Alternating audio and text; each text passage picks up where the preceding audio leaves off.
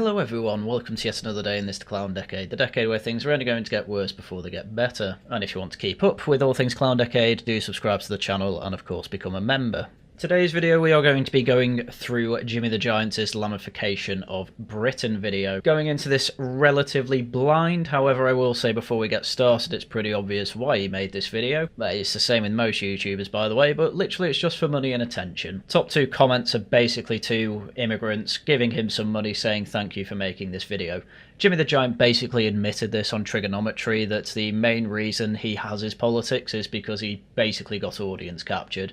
Oh, I made a video on chavs and people didn't particularly like it because having a go at chavs is bad or something and my audience didn't like it. So he basically just kowtows to whatever his audience says, and it means that typically he doesn't have particularly many clever things to say. But it's a topic I'm interested in, it's a big video on the topic that came out recently, so why not cover it? Right, take it away, Jimmy. Alright, so this is part two of my immigration video. I did the first part, it was mainly sort of economy, capitalism, the why of immigration. Why does it exist? Okay, well, we're not going through that. Immigration policy is basically as it is today because too many people got scared of being called racist, and I do mean that. And just being frank as well, if anything meaningful is going to be done about immigration, you'll actually get a violent backlash, frankly. Remember Hair Hills from last year? And that was just over Child Protective Services doing their job of taking neglected children off neglectful parents. Obviously you had the hostile environment quote unquote, but I'm very much with Peter Hitchens on this.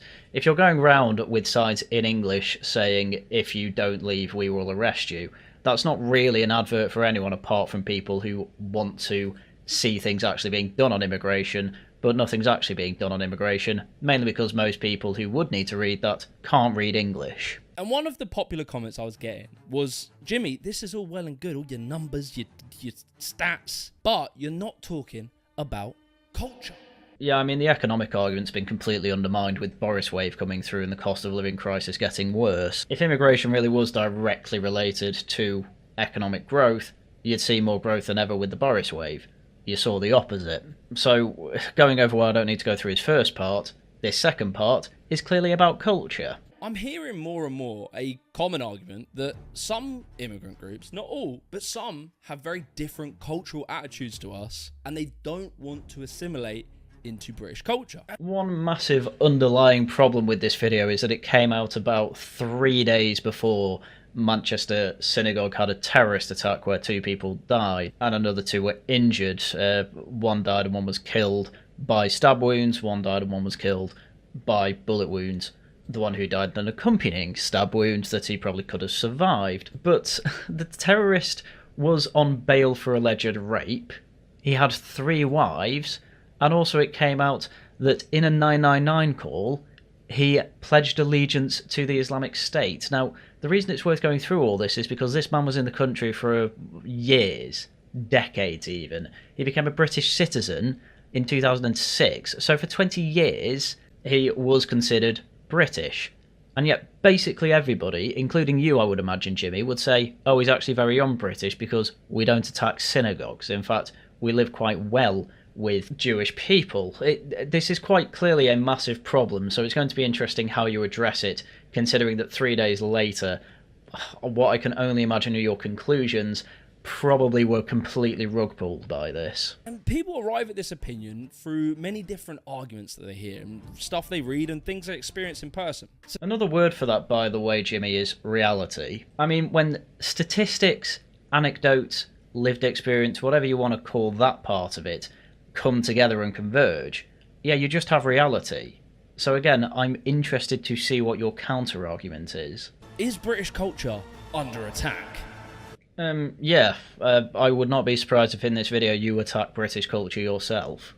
We're peddling a lie, Winston, and that lie is multiculturalism works. We're a multicultural society because, and I've got to this journey and this realization myself on this journey, all cultures are not equal. Yes, I'm not entirely sure who this gentleman is, but that is absolutely true. So what we're going to do is kind of travel through the different arguments that might lead someone to this perspective. Oh, you've already said that. Statistics, lived experience, anecdotes, stories they hear, reality, I guess. So we're going to start off with the most darkest, the most uncomfortable layer of this, and that is assault. So we're going to abbreviate it to SA for the sake of monetization. Okay, I'm going to be a bit controversial, but I think the terrorist attacks are the most controversial bit. I suppose you could make the argument that the rape gangs were actually worse than that because of the torture involved and the fact that it's an entire community that's actually on board with it and encourages it and calls people over from Pakistan, you know, family members, family friends, what have you, effectively telling them, hello, we've got some girls that you can basically come over and rape and we encourage you to do so.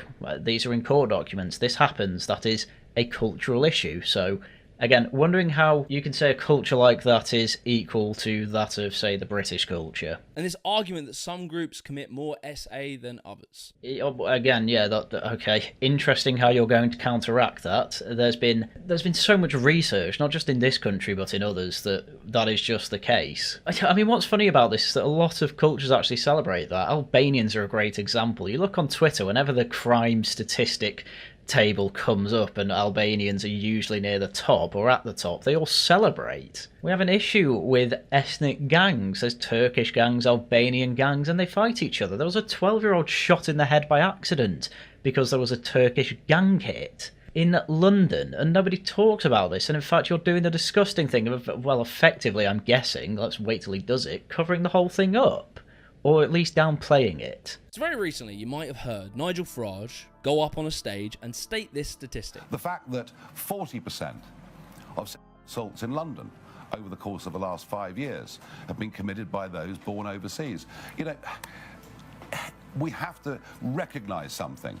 There are some people who come from certain cultures that pose a danger to our society. It's as simple as that. He had this big deportation board and it's clever, right? Different nationalities, very smart. Yeah, it was great. But Twitter didn't know what to do. A lot of people who very much stuck their flag into Rupert Lowe's side were either very quiet or basically had to say, okay, maybe I was wrong about reform. But you do need to address what he said. Is what he said untrue? And this claim was also made by conservative Robert Jenrick. 40% of all those charged with sexual crimes in London are foreign nationals.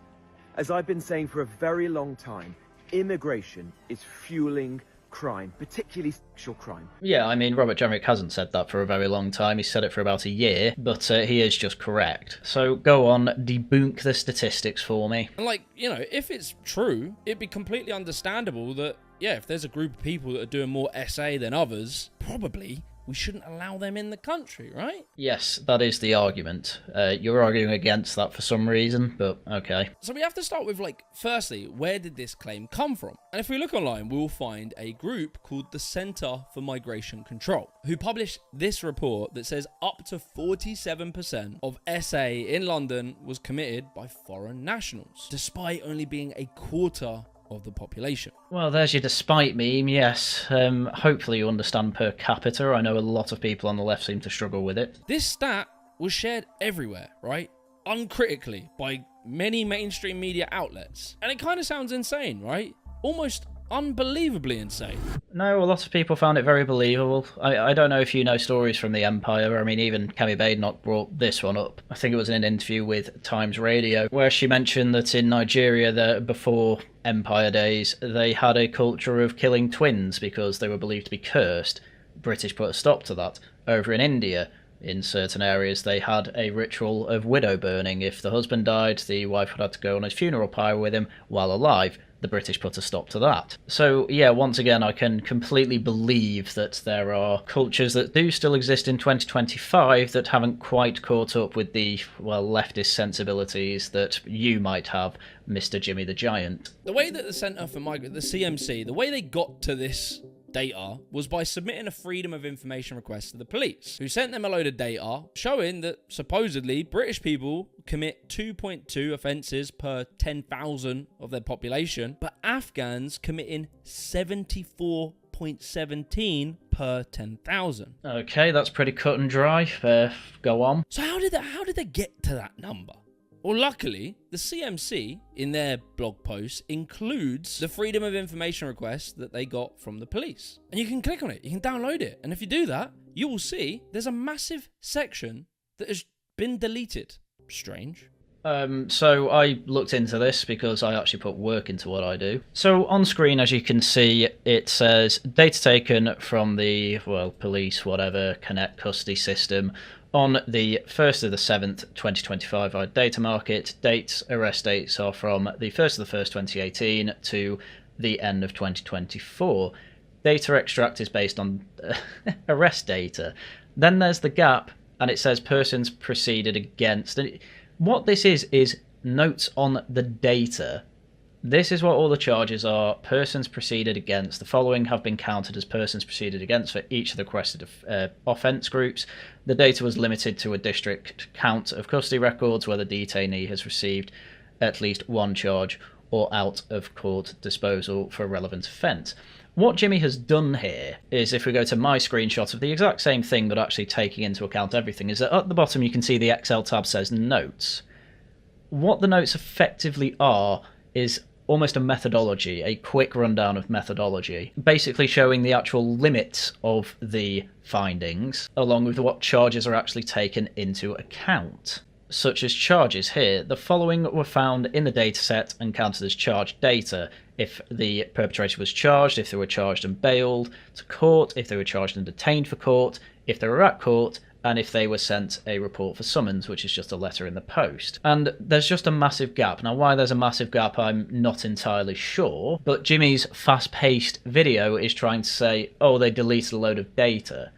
That's not true, because they have a tab called data, along with SO, which I think is sexual offences proceeded against. And I'm just taking a screenshot of this whole thing. There's clearly no data that has been deleted. You don't need to see the details, because ultimately my point here is just to say Jimmy is an idiot and trying to lie to you, saying they've deleted data. They haven't deleted data. He just doesn't know how to read an Excel. He probably didn't even realise there were tabs. The actual data tab is literally just there to say this is how we have worked out population data, and it literally just gives you links to the ONS, which obviously take it from the 2001 census data and population survey, so they're going to be our best guesses for accurate population. And to go back to the SO proceeded against, they have all the stats, put a grand total, compare it with the population and get a per 10,000 people of this particular nationality number. And this is frankly just good methodology. They've told you how the method works, they've shown you where they got their data from,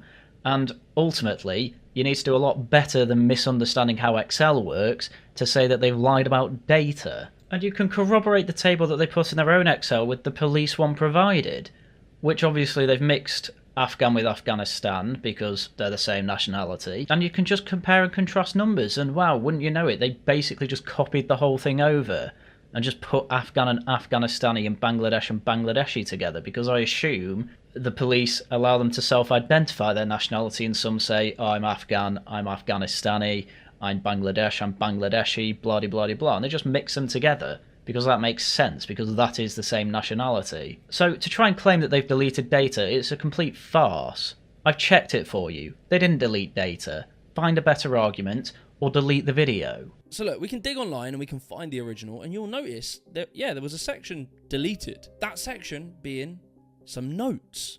Okay, typically the notes section doesn't actually affect the rest of the data, but well, we'll see where he goes with this. In the notes, it says, the number of custody records do not equal the number of individuals. For example, an individual may be arrested twice within the time period. Some people would have been arrested and not found guilty. So if you have one guy that commits 10 crimes, in this report, all of those crimes will be logged as separate incidents. Oh yeah, that's absolutely a limiting factor to the data, but then you have to effectively make the argument that it was 2 Afghans who were arrested 35 times each to say that it still equates to the British national arrest as per 10,000 people. Basically, yes, 74 per 10,000 might be a bit extreme, but it doesn't mean that it's going to equate to the 2 people that you said before represented the British nationals. But I'm with you, they shouldn't have deleted it, but, you know, does it change the data all that much? Probably not, to be honest. But, you know, weirdly, the CMC just decided to literally delete this section from their report. Yeah, I agree they shouldn't have deleted it. As I say, is this going to change the data much?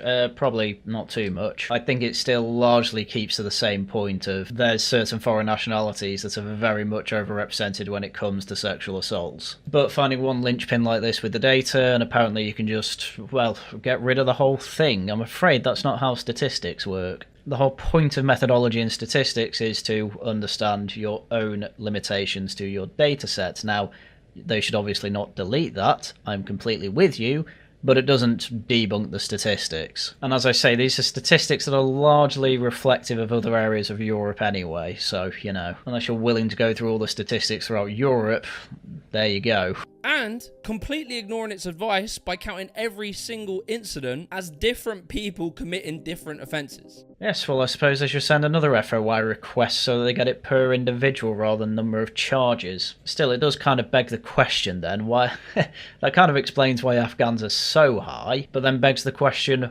why are individual Afghanistani men being charged so many times for slightly different crimes that all fall under sexual offence? Still doesn't exactly debunk the argument, does it? So then with that number, you then now need to work out the overall population of Afghans in London, which this report tells us is 12,000. This number from the CMC is completely made up. They invented the number. They just picked a number, 12,000. And I know that sounds insane, but the CMC even admits it. They just say, yeah, we made up the number because we don't have the data. I mean, again, this is a fundamental misunderstanding of statistics. It's not made up. They have got the 12,000 number directly from the ONS, which is found on the ONS's own website, which they link to in their own spreadsheet. Again, this is the whole point of methodology, so that you can see what they did. And they've actually used statistics that actually don't necessarily help their case. They are using the top bracket of population that they can, with the most people in London that they can. You'll notice that you have an initial estimate of about 6,000 for Afghanistanis, and then you have plus or minus confidence level, so they're 95% certain that it's 6,000 either side of 6,000, so they've just added them together to make 12,000. Same with the Albanians, that's also 12,000. It goes on and on and on and on. I mean, on this point alone, as you say, these are estimates, and we don't have necessarily good, precise data, but surely that should ring alarm bells of immigration's a massive problem and we don't even know how many are actually here. So what I'm saying is that these numbers could have been a hell of a lot worse, and with their methodology they said, well, try and make the population as high as we can using official data sets, because there was an estimated 1 in 12 to 1 in 15 illegal migrants in London too, and that's how we are going to work out our data. The only thing really that they've been dishonest about is, yes, missing out on some people could be charged for the same crime. But trying to say that they made this number up, it's not true. It just comes from the ONS, which, I mean, I doubt you're trying to say that the ONS make up numbers. My criticism of them is that they constantly have to rejig their numbers, but when it comes to census data, it's quite difficult to do that, because obviously I'm usually talking about economics. So long story short, they're using the best available data that they have. I don't think Jimmy realises how much data you would have to just completely poo-poo if we're considering this to be bad data that should never be referred to seriously ever. But luckily, right, we have the data. We can roughly work out the Afghan population in London because we have Google. So we can work out the Afghan population, right? In 2021, there was a census that says in the UK there's about 85,000 Afghans, and 56% of them report living in London. This is where you're getting mixed up, yeah. That's people born in Afghanistan. That isn't what this is talking about. This is about their nationality. And the population census data actually has this. If you look at population residents by country of birth, you'll see in London for Afghanistan, it's estimated to be about 35,000 people, but that's not what this was about. It's not about country of birth, it's about nationality. And as we already went through, the nationality, based off census data, wasn't completely made up. Yeah, he just doesn't understand how to read data and use a spreadsheet. That is his problem. And so if we divide it by that number, we go from 74.17 all the way down to about 2 or 3, which oh look, it's very similar to the British rate. Well, for a start, I actually can't find where you've got the 56% say they're living in London. In the 2011 census, it was 60%, so it sounds like a number that's realistic anyway. I'm not bothering to check. But if we use my preferred numbers when it comes to country of birth, which obviously, as I said before, was about 35,000, you get 89 divided by 35,000. That ends up with your per capita number. You then times it by 10,000, to get your per 10,000, and you end up with 25.4. Yes, that's not good. In fact, that still puts it quite high up, and if you equalised it with everyone else, I wouldn't be shocked if it was still near the top of the list. Again, you've debunked statistics by basically bringing up a completely different statistic. That's not how this works. So yeah, it was a completely bullshit report. No, they removed one part of the notes that I agree they should have kept, but to say that you can just throw this report away is ridiculous, because it's quite clear you've not understood what they were trying to find out, and this debunked it with a completely different statistic that you couldn't even get the maths right on. Because he pulls 16.5 from absolutely nowhere. I don't know where he got the 16.5 from. It wasn't 16.5 the grand total, it was 89. So even with his estimates, which again I've changed the population because 56% of about 85,000, whatever number he put on screen, is about 47,899. If you actually do the maths correctly, it's still about 18.5 per 10,000 people. Again, still well above the 2.2 that we got for the British. So he comes out to say, oh, here's my rejigging of the numbers, pulls 16.5 from absolutely nowhere as far as I'm concerned, to try and make the point, oh, it's only slightly worse than the British, which is still worse than the British. Even he himself could not make it look like they were equal, which was the whole point here. It's complete pseudoscience, but it gets shared everywhere. You hear it. Nigel Farage reiterates it. You hear it endlessly, and it just quietly gets lodged in the back of your brain, and it becomes part of this sort of tower of beliefs that lead people to this idea that certain cultures are maybe more criminal. But there's no maybe about it. It happens. Here's just a random statistic from ethnicity figures on the government website about arrests in England and Wales between April 2022 and March 2023. I'm sorry, Jimmy, but it's just true. The Chinese don't commit many crimes. The white British commit way more. And we've put it upon ourselves that we need to put the people who get arrested and are British citizens in jail, but foreign nationals? Yeah, just get rid of them. Just deport them. It's fine. One thing I'm astonished by actually there is the Roma's at 0.1%. How the hell? 0.1 per 10,000 people. How's that happened? Funny old world statistics. Look, the Centre for Migration Control, that's a prestigious, well-respected think tank. You know, the media always cites them, so I figured this must have just been a bad day at the office. No, you just have no idea how to critically intake statistics. You look at any sort of methodology for statistics, there'll be things that they have problems with. It's the same with absolutely every way they intake statistics. What's your method for your survey? What was your method for data collection? What was your method for weighting collection? Because you're obviously going to have to do that, because you won't have asked every ethnicity the same rate, etc, etc, etc. But I doubt you know any of this. All you know is I'm seeing the statistic that seems way out of hand for my worldview. I have to debunk it, and you didn't debunk it at all. So I'm sure after getting fact-checked, they must have redacted the report, issued an apology, and oh no, they didn't do that. No, why would they? Who fact-checked them? You? 3 days ago? No, instead they just made more and more of them. Yeah, that's kind of the point of a think tank. A clear pattern starts to emerge the more that you actually look into these alarming migrant crime stats. A pattern of very dodgy data collection that often relies on massive assumptions and just sometimes makes up data. Sorry, but you cannot accuse this particular report of doing that. They didn't do that. They've shown you their methodology. They've shown you where the data came from. I've gone through it for you because you couldn't be bothered to. And they've literally just collated data from an FOI request to the police, whose data I'm assuming is accurate because they'll have arrest records, and from the ONS, whose data I'm assuming is somewhat accurate because they're the National Statistic Office. You can't blame the Centre of Migration Control for this. They've got a good reputation for being data analysts because they are data analysts. You've got a reputation for basically following whatever your audience wants.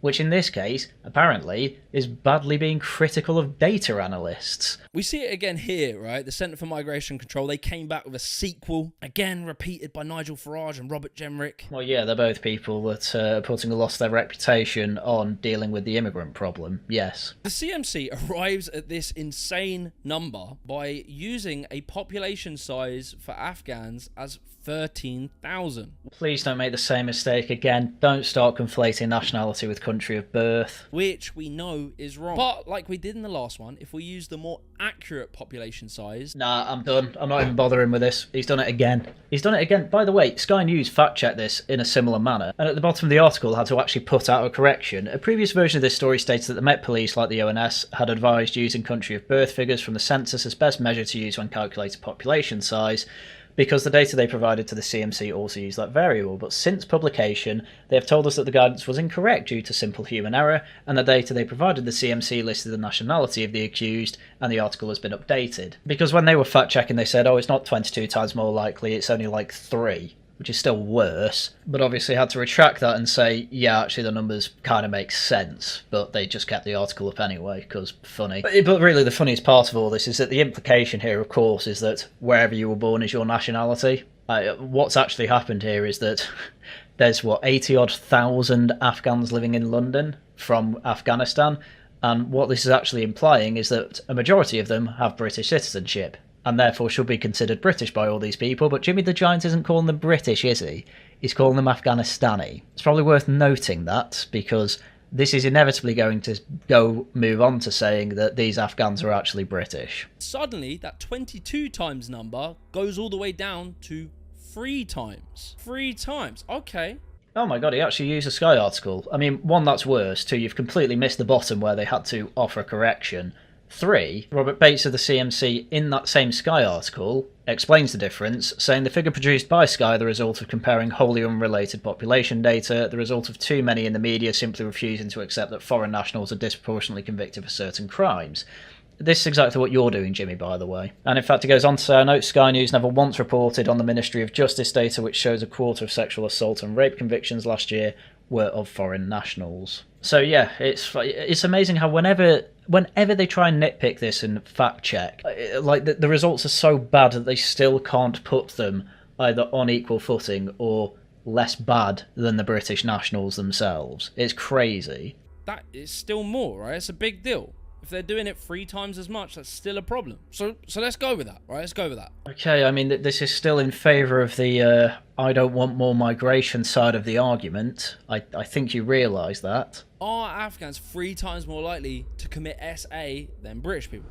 Well, that depends on your definition of Afghan, is what this comes down to. Do you think people born in Afghanistan are Afghanistans forever? Is that what you think, or aren't you the type that thinks that they can become British? It's going to tie them in knots because it is actually quite an interesting move by the CMC. They're using a completely different population pool to try and make the statistics look less bad, and they do look less bad, but it's still bad. But on top of that, it does open up this question of, what do you mean by an Afghan, though? Do you mean just purely a national, or do you include the people that we've given a passport to or not? What do you mean here? And they're basically choosing the ones that make the stats look less bad, but it in no way reflects their actual worldview on what they think an Afghanistani and British person is. So firstly, the 3 times number is still very much likely to be an overestimation. Because of a lack of reliable data, we likely underestimate the real size of the Afghan population in the UK. Which is another absolutely massive and insane issue that for some reason you're just skipping over. Do you see what I mean about leftists with the immigration debate? It doesn't, like, whatever they try and do to say, oh, don't worry about that statistic, they have to use a statistic that's just way worse. But there's something you really need to keep in mind. Whenever you hear these very alarming stats about this group of people,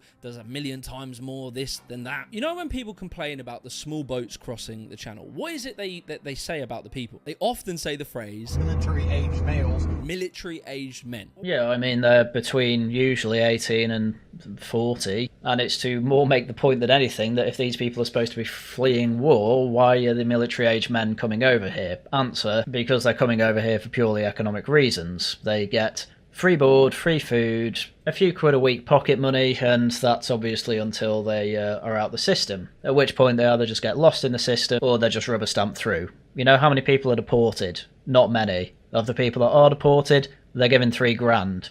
Guess what they do with that £3,000? They come back over. Like, honestly, it's just mad. It's madness to think that this is acceptable. Why is that? Why do they use that term? Well, it's because we know that age and gender impacts crime rates. Yeah, I mean, that too. Usually you're doing more violent crime if you're a man. Usually you're committing crime between, your active years, between 18, possibly 16, and 35 odd, something like that. Especially violent crime. So yeah, you're on the money there. Instinctively, if you heard it was a boatload of pensioners coming over, or military-age men, you're going to be more scared of military-age men. I mean, don't ignore the other part of that as well, which is that if they were refugees, you'd expect to see a hell of a load of women and children. Excellent example of that, Ukraine. We basically had no men coming over from Ukraine when we had the refugee crisis with that. Oh, you're just going to ignore that though, aren't you? What we know for fact is that men do come over more on boats than women and children. This is amazing. He just keeps disproving himself. But women and children are much more likely to come over via family reunification schemes. Yeah, because they're going to legitimate refugees. And then that's a whole other question. Are all the refugees we've allowed over legitimate? Well, as I said before, a lot of them are just rubber stamped over after spending ages in a hotel, so even that's a bit iffy. Who are they unifying with, by the way? They're unifying with the man of the family. How did he get here? Oh, small boat. Incredible. So it is very widely believed that the gender demographics of Afghans in Britain is probably quite balanced between men and women. I mean, whether that's true or not, it's kind of irrelevant. What you've done is just completely skip over, oh yeah, loads of people on boats coming over that are men, but that's because, the women are reuniting with the men. Yeah, the men who came over on boats. Typically with the safe and legal routes that we do have, especially from Hong Kong and Afghanistan, though we even had to secretly bring over a load of Afghanistanis because of a massive screw-up in the MOD, it was families that came over. It's very, very rarely just men that come over. So if it's women and children coming over on reunification schemes, how do you think the men got here? It's pretty obvious, but you just simply are not willing to look this deeper. Because frankly, you ended up with 20 quid from a few migrants who are like, oh, you had to make this video. Yes, thank you for giving cover for some people I know. Like, let's just be frank about this. So when they say this claim that all these asylum seekers are all just young men, that is untrue, completely untrue. I don't think anyone said it's all. I don't even think Rupert Lowe said that. It's majority, which you agreed was true. Nobody said all. This is such a disingenuous video, which I knew it would be, that's why I wanted to go through it. But the whole thing of, oh, I don't want to, hide from any facts or anything like that, he's not hiding from them, he's just pretending that they don't matter. That's his gambit here, and it's not flying. But what is true is that they are a younger generation. And it makes sense, right? Think about it. Say you're an old geezer and you're in Afghan, the Taliban are taking over. Well, you're likely part of the Taliban, to be honest with you. You're not making it a Britain. You're just not. And why this is really important to remember anytime you hear these statistics is because when Farage claims that they're 22 times more likely, or when fact-checked, 3 times more likely, Sky had to retract that fact-check. what he is doing is very deceptive. He is comparing a tiny population of 80 to 100,000 Afghans in Britain, a population that is disproportionately young, to the entire British population. Well, I'm not being funny, but the whole point of having immigration was to help with the economic situation. Who are the types of people who are going to be productive workers? It's going to be fighting age men again. Women as well, to be fair. But you don't see the women coming over. Again, you're completely missing the whole point of the argument of why they're coming over. It's for free stuff. It's because you're taxed to the eyeballs, and then all this money gets thrown at the illegal migrants. It's nuts. It's nuts, this level of argumentation. Just, again, oh, yeah, we're going to address everything. Yeah, I'm going to make apologia for all the young men who are coming over and are sexually assaulting. We know they are. It's what caused Epping to go in uproar and for the Epping Hotel to close down. It wasn't just there either. Canary Wharf, you had a guy who broke into a woman's home and started touching himself in front of them. She then had what can only be described as a reasonable crash out and went to the hotel with a butcher's knife because she was panicking. And here you have JimmyTheGiant saying, oh no, don't you understand? All the old people, they're not going to bother trying to get to Britain. Why would they? Do you know how they make it to Britain? Family reunification. It happens. This is the tactic. Get over, do your best to try and be seen as a legal refugee. As soon as that happens, bring the rest over. Thanks, man. You're playing apologia for that. The most likely age category for people who commit SA is between 20 and 39. Yes, correct. We've been through this. About 70% of the British population are already outside of that age demographic. Yes, true. Again, though, the funny thing is that this argument doesn't work with what you said before. Before you said that it's widely believed that the Afghan community is gender balanced. Okay, are you bringing that in to your whole argument about, oh, well, you see the demographics of Afghanistan here is very much weighted towards fighting age males? I mean, the whole thing here as well is, oh, did you know fighting age males commit a load of rape? Well, that's an even bigger reason to sort the bro crisis, isn't it? Your answer is just let them all over, given you're basically a Green Party member. Migrants in general skew a lot younger. They're typically between the age of 20 and 60. And Britain has a lot of old people, right? 23% of the British population are over the age of 60. Yeah, I get the idea. This isn't exactly screaming to people, let boat people over, though. I'm going to address everything. I'm going to address everything by basically trying to cope and seethe about statistics that I have basically conceded are true. And ones I haven't conceded are true, I'm going to use Sky News' own correction, which they admitted isn't a very good correction, and they had to make a note of that at the bottom of the article. Incredible. And this is very important when it comes to these crime stats. Because if you're listening to people like Reform and Farage, etc., the hypothesis that they present, like the reason for these imbalances in crime, they tell you the problem is their culture. Yeah. They do have norms and habits that do not necessarily align with ours. Again, British Empire stories. Stop burning widows, please. That being the key difference, right? Their attitudes, their beliefs, what's in their brain. I mean, what's in their brain at an individual level, but on the community level, it's, the habits they share with each other. It's a bit deeper than that. Is the thing that makes them commit more crime if they do. What do you mean, if they do? You proved with your own stupid statistics that they do. But academically, if you were looking at this data honestly, everything academically will be pointing towards their age, their gender, and their economic status. Oh, is this your answer now? To sort the fact that Afghans are much more likely to commit sexual assault than Brits, that means we have to give them money. Is that going to be your answer? It's factors that we all know massively affect crime rates. I mean, if these were the biggest factors when it came to crime, you would not be seeing an increase in crime like you are in Britain because we have an ageing population. But you are seeing an increase in crime. So why is that? Also, actually, on top of that, you would see a pretty equal distribution of crime all around the world, but you don't. Why is that? This is what people are getting at when they say that this is misinformation and pseudoscience. Sorry, but you're basically calling statistics pseudoscience when you literally in your equation before, you just made up a 16.5 number. What are you talking about? Because they are dishonestly interpreting data to push their political opinion. You literally made up a number. I'm sorry, pot kettle black, my man. Look, we could do the same thing. I could give an example. If I told you that the town of Blackpool in the UK, which has a reported crime rate of 65.33, and then I said, well, let's compare that to Rabat in Morocco, who have a very low crime rate of 29.73. And now if I looked at these 2 points and I said, well, what's different about them? Well, Blackpool is 95% white British. Rabat is 99% Sunni Muslim. The difference in crime rates must be because Blackpool is white British. But just out of pure interest, I decided to take a quick look using, again, similar methodology to the CMC. There's about 9,000 Moroccans in London. There were 23 sexual assaults in London by Moroccans, and they averaged to about 25 per 10,000, according to the data set from the CMC. But yeah, it's quite ridiculous to compare a capital city with a downtrodden area like Blackpool. If you were being honest, you'd compare it with London. Also, let's bear in mind here, Morocco will have less laws than over in Blackpool. So again, there's a lot of detail you need to go into with these statistics, but just trying to say, oh yeah, it's entirely down to age, gender and economic activity is absolutely ridiculous. London is literally more prosperous than it has ever been, and yet the crime rate is increasing. Please find a better vehicle for understanding the world than 21st century neo-Marxism.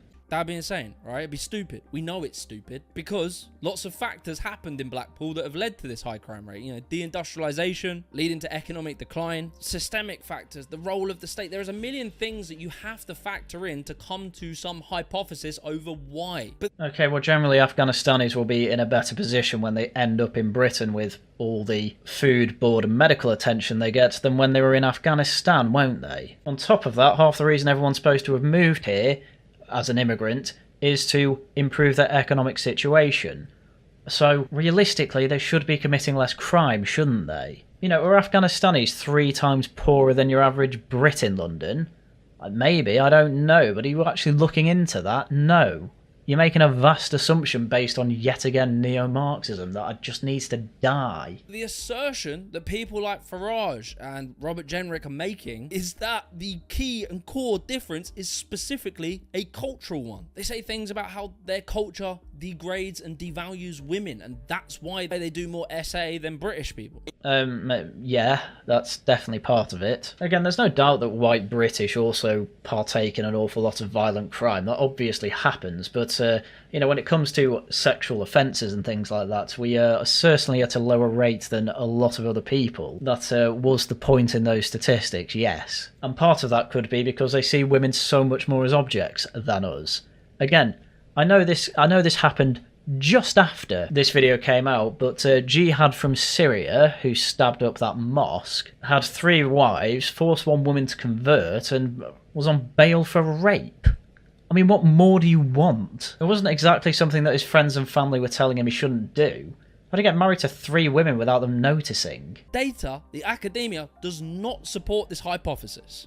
It just doesn't. And it's not because the anti-migration people don't have academia. They do. They have money. They have resources. The CMC, Matthew Goodwin, the basket weavers. Wow, the basket weavers was not something I was expecting to see in this. Sorry, but I know the basket weavers. That's just a bunch of morons getting together to a pub. The basket weavers are not on the same level as the Centre for Migration Control or Matt Goodwin. What are you talking about? I get it was kind of supposed to be a joke, but are the basket weavers known in left-wing circles? Do they even know what they are? Honestly, I nearly did a video on it, but there was a really good interview with Politics Joe with the Hope Not Hater who managed to infiltrate the basket weavers, which was probably really easy because I know the vetting that they do, and there's basically none beyond will you say some racial slurs and do you say some base things. And he basically came to the conclusion that an awful lot of people in them were just kind of young weirdos not really knowing how to fit in anywhere else. And it was kind of sad to hear, but they are not the types who are going to be doing any sort of serious data analysis. There's people doing that, and if bringing up the basket weavers here, that's just the oddest thing I've seen in my life. If they wanted to do the academic work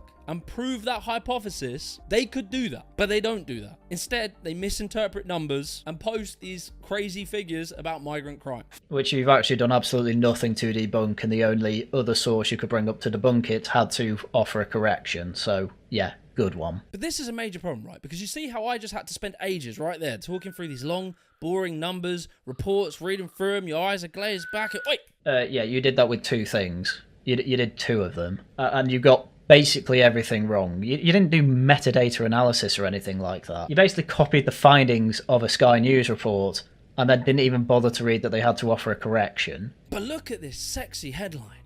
Ooh.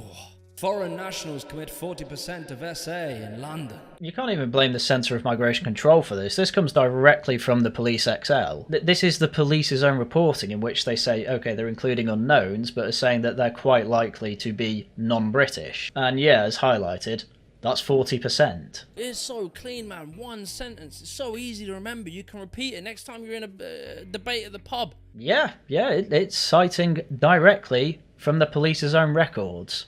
There's been no jiggery-pokery with that whatsoever. That right there is the power of these dark think tanks. The power of these dark think tanks is that Robert Jenrick's citing directly from the police's own records. Okay.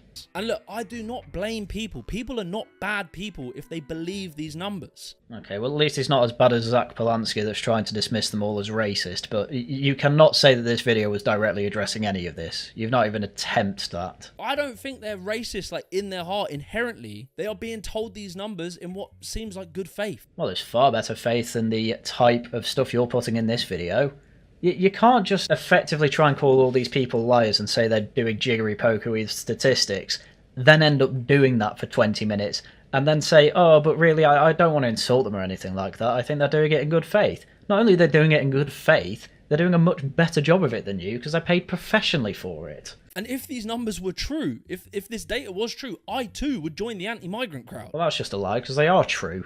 They're true. Even Sky News had to say that. And I did. For some time I did, because I used to believe this data. No, you didn't. You didn't care. You were just a guy who wanted to grill and talk about parkour. Then you did a video on chavs and your audience massively browbeat you into these positions. You never held these positions. You jumped on the I used to like Jordan Peterson fan train. You probably watched 1 or 2 interviews with him. You probably liked him on Kathy Newman and then said you were a fan. You never read his books. You never understood what he had to say beyond making Kathy Newman look stupid. And now you're just saying whatever you can to get a few super chat and super thanks money. Let's be real here. Wow, my audience has grown if I keep saying these things. Yeah, crazy. No wonder you keep saying these things. And I spent all that time on just 2 of the arguments. Every single day you hear these things. They are pumped out constantly. And it takes all of that time to fact check them. Dude, I'm not being funny, but I fact checked your fact checking in about 20 minutes. What are you talking about? It doesn't take long. Stop acting like this took you 4 days. You ended up plucking a number out of thin air, which you accused them of. This whole thing's just projection. Because of this wave of misinformation, the public's perception of immigration has completely changed. No, it hasn't. The public perception on immigration was we want less of it. Every manifesto since 2010 has had, we will have less migration. The public perception hasn't changed on it. The problem's just got worse, like everyone on the right said it would. Stop trying to make out like this has just been 2 years of gaslighting. People have had this position for way over, since the 50s. People have generally had this position that too much immigration is a problem. Illegals should not be able to come over. If we do have refugees, make sure they're legitimate. These are all reasonable positions. And you're trying to gaslight people into thinking that it's only like the last 2 years that that's occurred. Because things like these fill them with fear and has brought immigration into the forefront of political discourse. 100% of our energy is about immigration right now. The immigration issue is purple on that graph, by the way, and yeah, it's recently become the most important issue. Before that, it was always second or third. I don't know why you're trying to pretend it was never a massive issue. The only time it went down, by the way, was during the Brexit vote, when we thought, yes, we'll get our country back, yes, Boris Johnson's in, yes, immigration is going to be under control. Turns out he made it worse than ever, and wow, immigration anxiety went up. Crazy. Crazy how it's just completely in line with problems and solutions to immigration looking like they're going to be put into place. And so what we really need to do is work out who the fuck are pushing these messages. The Centre for Migration Control, who is it? And what the fuck do they want?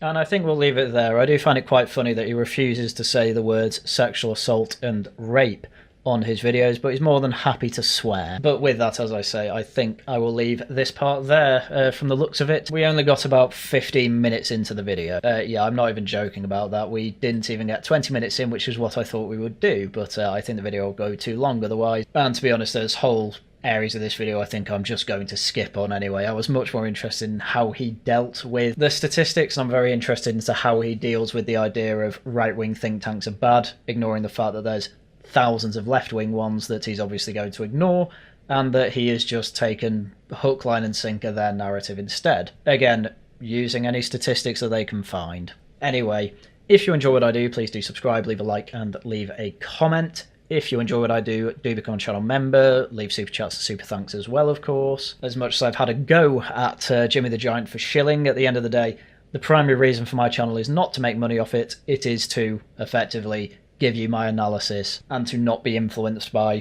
outside forces such as audience capture as much as I can. Nobody's perfect.